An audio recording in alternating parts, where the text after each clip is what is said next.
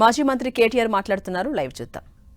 ఈశ్వరాన్ని కాలంతో పోటీ పడుతూ పూర్తి చేసిన, ఇటు పాలమూరు రంగారెడ్డి ఎత్తిపోతల పథకాన్ని 90% పూర్తి చేసిన, సీతారామ ప్రాజెక్టును 80% పూర్తి చేసిన, ఇది చేసింది తెలంగాణలో సాగునీళ్లు పారాలని, కన్నీళ్లు బారిన తెలంగాణలో సాగునీళ్లు పారాలని, నెర్రలు బాసిన నేల, నెత్తురు గారిన నేలల్లో మళ్ళీ వ్యవసాయం జరగాలి, రైతులు వారి కళ్ళలో ఆనందం చూడాలని కేసీఆర్ గారు పరితపించారు.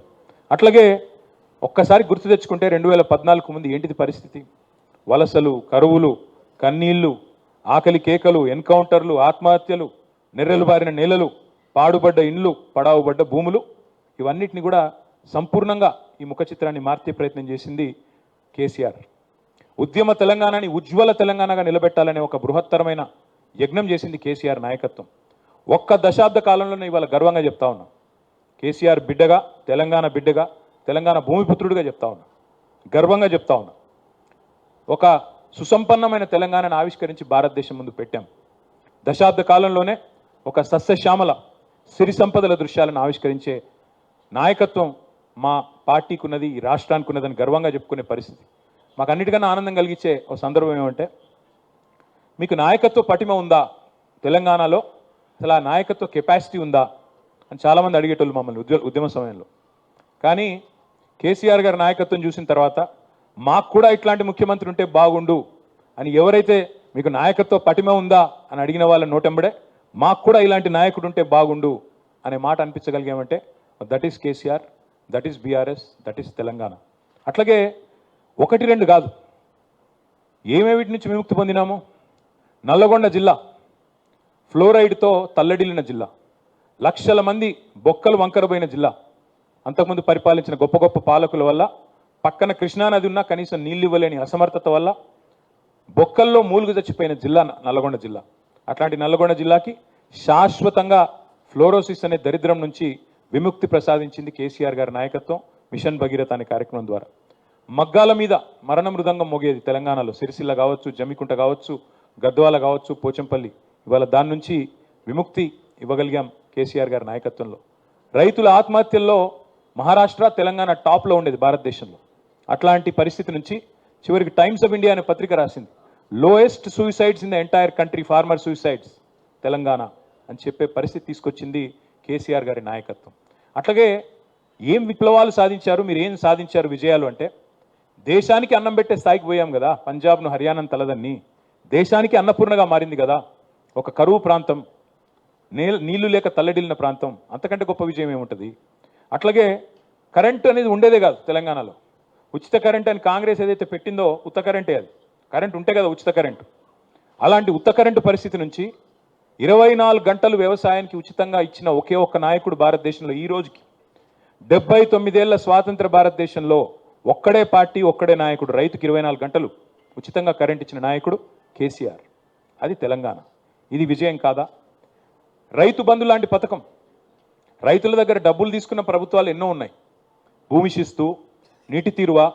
కానీ ఒక భూమిపుత్రుడుగా, ఒక రైతు బిడ్డగా, రైతు కష్టం తెలిసిన బిడ్డగా, రైతుగా కేసీఆర్ గారు రైతు బంధు అనే ఒక విప్లవాత్మకమైన పథకాన్ని తీసుకొచ్చారు. మేము అది ఎన్నికల్లో హామీ కూడా ఇవ్వలేదు. మేము ఎకరానికి 10,000 రూపాయలు ఇచ్చి 72 లక్షల మంది రైతుల ఖాతాల్లో 73,000 కోట్ల రూపాయలు వేసిన ఒకే ఒక్క నాయకుడు భారతదేశంలో కేసీఆర్.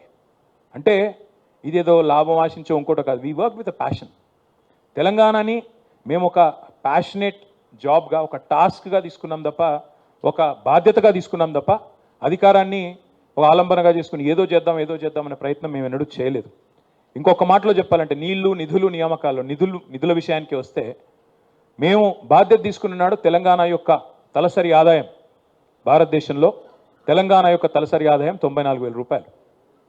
మేము బాధ్యతల నుంచి ర్యాంక్ 12, భారతదేశంలో నెంబర్ 12 ర్యాంక్ పర్ క్యాపిటల్ ఇన్కంలో మేము బాధ్యత తీసుకున్న నాడు, మేము బాధ్యత నుంచి వైదొలిగిన నాడు డిసెంబర్ 3, 2023లో తెలంగాణ యొక్క ర్యాంక్ నెంబర్ 1, 3,47,000 రూపాయల తలసరి ఆదాయంతో భారతదేశంలోనే అగ్రభాగాన్ని నిలబెట్టింది కేసీఆర్ గారి నాయకత్వం, బీఆర్ఎస్ నాయకత్వం. మేము బాధ్యత తీసుకున్న నాడు gross state domestic product GSDP 4.5 లక్షల కోట్లుంటే, మేము దిగిపోయే నాడు 15 లక్షల కోట్లు.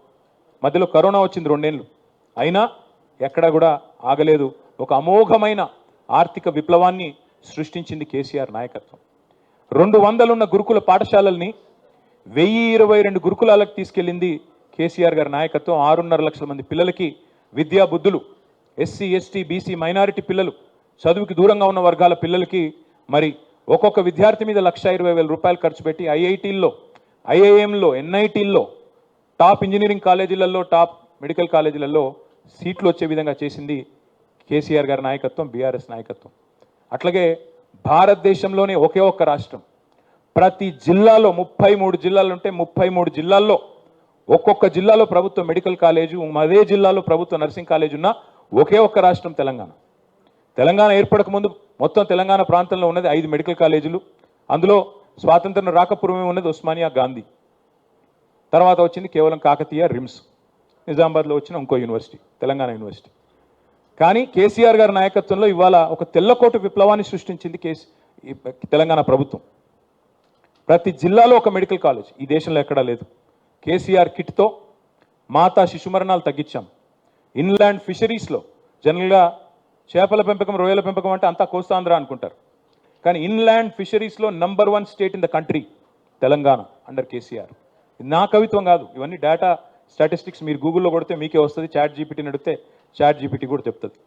మేము బాధ్యత తీసుకున్న నాడు ఒక అనుమానం ఉండేది హైదరాబాద్ మీద.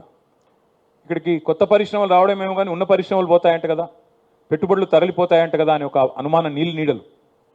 3 లక్షలు ఉండేది ఐటీ కొలువులు, 10 లక్షలకు తీసుకొని పోయాం. టు బి ప్రిసైజ్ 9.5 lakhs తీసుకొని పోయింది కేసీఆర్ గారి నాయకత్వం. భారతదేశంలోనే అమోఘమైన ఐటీ విప్లవాన్ని, fastest growing state in the entire country, బెంగళూరును తలదన్నాం 3 సార్లు. ఇది భారతదేశంలో ఎవరు చేయని ఫీట్. అట్లాగే 1-2 కాదు, విశ్వవిఖ్యాత కంపెనీలకు తెలంగాణని చిరునామాగా మార్చాం. అమెజాన్ కావచ్చు, గూగుల్ కావచ్చు, మెటా కావచ్చు, యాపిల్ కావచ్చు, ఊబర్, సేల్స్ ఫోర్స్, ఇంకా చెబుతూ చాలా ఉన్నాయి. వాటన్నిటినీ హైదరాబాద్కి రప్పించాము. అల్టిమేట్గా హైదరాబాద్ని ప్రపంచ పటంలో అద్భుతంగా మార్కెటింగ్ చేసి తెలంగాణ అంటే తెలియని వాళ్ళకి తెలంగాణని పరిచయం చేశాం. సాగునీటి రంగం ఇప్పుడే నేను చెప్పాను, ఇంకొక మాటలో చెప్తాను. తెలంగాణ రాకపూర్వం ఇక్కడ సాగునీటి విస్తీర్ణం 1,31 లక్షల ఎకరాలు. 2014లో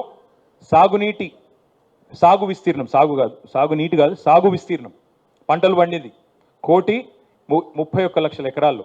కానీ 2023 నాటికి, మేము దిగిపోయే నాటికి 2,29 లక్షలకు సాగు విస్తీర్ణం చేరింది. అంటే దాని వెనకాల ఉన్నది మరి మిషన్ కాకతీయ, కాళేశ్వరం లాంటి ప్రాజెక్టు, అదేవిధంగా పెండింగ్ ప్రాజెక్టులను రన్నింగ్ ప్రాజెక్టులుగా మార్చడం, వీటన్నిటి వల్ల ఈ సాగునీటి విప్లవం కూడా వచ్చింది. ఇక గ్రామాలు ఆదర్శ గ్రామాలుగా వెలిసిల్లాయి. ఒక గంగదేవిపల్లి ఉండేది తెలంగాణ ఏర్పడక ముందు, ఒకటే ఒక్క గంగదేవిపల్లి ఆదర్శ గ్రామం అంటే. కానీ తెలంగాణ ఏర్పడ్డ తర్వాత top 20 villages in the country ఎక్కడ, బెస్ట్ విలేజెస్ ఎక్కడ అని కేంద్ర ప్రభుత్వం అవార్డులు ఇస్తే, కేంద్ర rural development ministry 19 were from Telangana. జాతీయ పంచాయతీరాజ్ దినోత్సవం రోజు 30% అవార్డులు, 3% జనాభా ఉండే రాష్ట్రం 30% అవార్డులు కొట్టింది. That is Telangana. పల్లె ప్రగతి అనే కార్యక్రమం ద్వారా ట్రాక్టర్లు, ట్రాలీలు, వైకుంఠధామాలు, పల్లె ప్రకృతి వనాలు, నర్సరీలు, అవార్డుల పంట పండించి పల్లె ప్రగతి ద్వారా ఒక విప్లవాన్ని, గ్రామ స్వరాజ్య విప్లవాన్ని సాధించింది కేసీఆర్ నాయకత్వం. భూమిపుత్రులుగా తెలంగాణ సాధించుకున్న తర్వాత ఇక్కడి పేదల మీద అభిమానంతో, ఇక్కడి పేద ప్రజల మీద మమకారంతో ఎన్నో మానవీయమైన పథకాలు తెచ్చుకున్నాం. 200 రూపాయల పెన్షన్ ఉండే తెలంగాణ వచ్చినప్పుడు దాన్ని 2,000 చేసుకున్నాం. 2,000 రూపాయలు చేసుకున్నాం. 46 లక్షల మందికి ఆసరగా నిలబడ్డాం. అట్లాగే 1 కాదు 2 కాదు, what Telangana does today India does tomorrow అనే విధంగా, ఇండియా ఫాలోస్ టుమారో అనే విధంగా తెలంగాణ ఆచరిస్తుంది, దేశం అనుసరిస్తుంది అనే పద్ధతుల్లో దేశానికే పరిపాలనలో కొన్ని కొత్త పాఠాలు కూడా నేర్పింది తెలంగాణ. ఇది వాస్తవం. రైతు బంధు అని మనం పెడితే 2015లో మోడీ గారు 2018లోనో 17లోనో PM కిసాన్ సమ్మాన్ అని చెప్పి రైతు బంధుని కాపీ కొట్టి వాళ్ళు పెట్టుకున్నారు. ఒక 12 రాష్ట్రాల్లో పెట్టుకున్నారు. కాలియా పేరిట ఒక రాష్ట్రంలో, కృషి బంధు పేరిట ఒక రాష్ట్రంలో రైతు బంధు పథకం దేశానికే ఆదర్శంగా మారింది. మిషన్ భగీరథ పేరిట ఇంటింటికి నీళ్లు మనమిస్తే దేశానికే ఆదర్శంగా మారి హర్ ఘర్ జల్ అనే పథకం వచ్చింది. మిషన్ కాకతీయ అని మనం ప్రారంభిస్తే అమృత్ సరోవర్ అని చెప్పి కేంద్ర ప్రభుత్వం కాపీ కొట్టి వాళ్ళు కూడా పెట్టుకున్నారు. Imitation is the best form of flattery అంటారు. కాబట్టి definitely what Telangana has done is contributed to the nation. We're less than 3% of India, కానీ we contribute to 5% of India's GDP, we contribute to nation building. జాతి నిర్మాణంలో ఒక కీలకమైన పాత్ర పోషించింది తెలంగాణ. నేను ఇప్పుడు చెప్పింది ఏదైనా తప్పు అని రుజువు ఎవరైనా చేయగలుగుతారా నేను సవాల్ చేస్తా ఉన్నా ప్రెస్ క్లబ్ వేదిక. అది కాంగ్రెస్ మిత్రులు కావచ్చు, బీజేపీ మిత్రులు కావచ్చు, ఇవాళ మీరు దేశంలో చాలా రాష్ట్రాల్లో అధికారంలో ఉన్నారు. తెలంగాణ సాధించిన ప్రగతి కంటే కేసీఆర్ గారి నాయకత్వంలో భారతదేశంలో ఏ రాష్ట్రం